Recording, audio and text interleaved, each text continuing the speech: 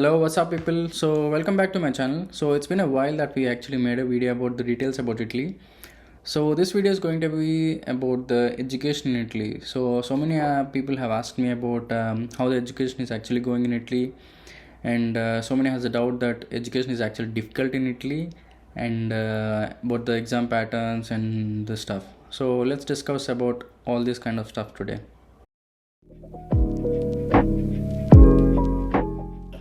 Guys, I've been making these videos to help different kinds of students who want to study abroad, especially in Europe and Italy. So I would suggest to please subscribe. So that will help me a lot by to make more and more videos related to the education. And make sure you subscribe to the channel, to the WhatsApp channel, and I will leave the link in the description down below. So let's begin. So let's cover three different topics here. One is about the lectures, how the people usually take lectures here, and the second topic is how the exams are going to take place here, and the exam patterns, different types of exam patterns here.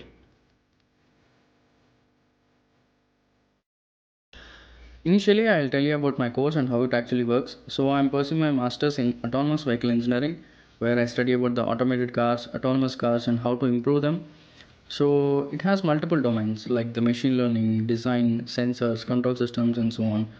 I would say the course is hard, but since I love what I'm studying, I never felt it actually hard. But still, the course is actually hard. I mean, my fellow students will be always saying this subject is tough, this subject is tough, but it's not about the Italian education. The course is actually is in this way. So, in the first semester, I had five subjects. And the classes are conducted 3 days per week, and it's not like the classes are from morning 9 to 5. They are sessions of two or three classes per day, and each subject would have 2 hours.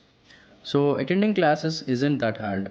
All teaching will be done in English, and you cannot expect the British accent that you see in the movies or something. Their English is a mix of Italian and English.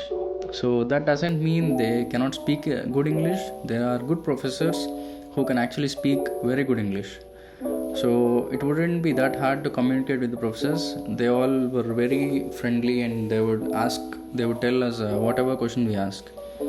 So that's all about the lectures. There's nothing more to it. There will be like practical lessons. They will be giving you the sensors. I mean, for our course, but there are labs. There are different kinds of simulation labs for our university. So it's quite futuristic, I would say. And now let's talk about the period of lectures and the period of exams.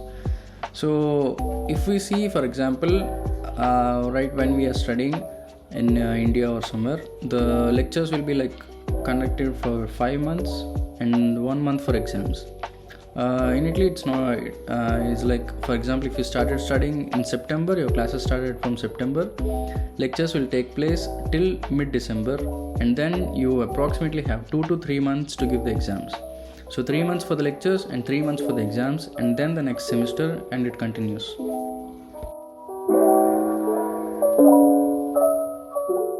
So let's talk about the exams. So talking about the exams, they evaluate your score at a scale of 30. So 0 to 30, and the mark to qualify for the exam is 18. So if you just want to clear the exam, you can just go with the 18, or prepare well and go for the 30. 30 and 30 lode, which is like the appreciation, like you've done your best and the professor is impressed with your performance, then he'll be giving the 30 plus. 30 plus is nothing but 30 lode in Italian.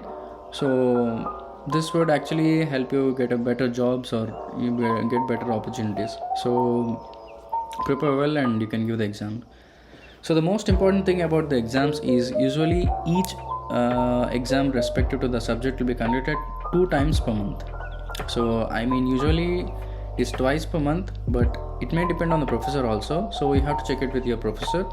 But I'll give you a clear example of how the exams take place.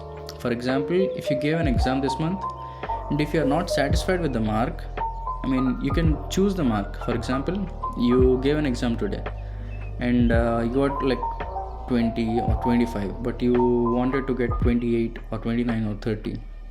So then you can say, I would accept this mark or reject this mark, because the professor has to take a pin from you, which is only known to the student. So you have to provide the pin, and until and unless you provide the pin, professor cannot enter your mark. So this is how it works. So if you got 25 or 26, or if you want to get better mark, you can just say I would reject this mark and then go for the next exam. So you can take the exam again and then do a better performance and get a better mark, and then give your passcode, and that's all. You can get the better mark easily. And one more surprising thing here is all the exams conducted here are free. So yes, you actually heard it right, all exams are free here. So it is easy to score well and get a better output from your whatever the subject that you're going into.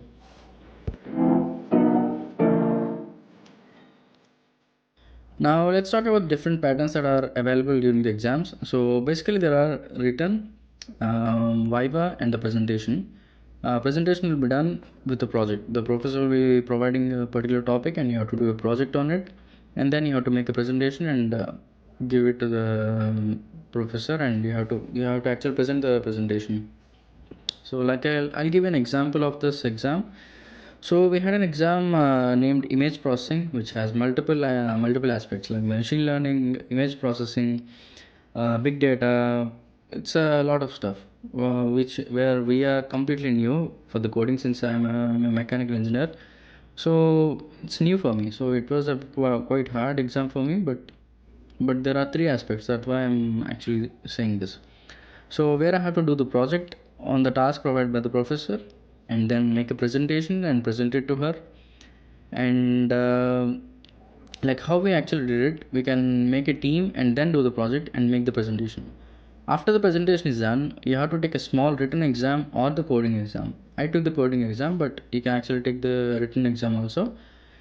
And then you have to take the viva from the professor. So so it's like three levels of the exam on three different patterns. So it's okay, it's not that hard, but if you prepare well, it's okay.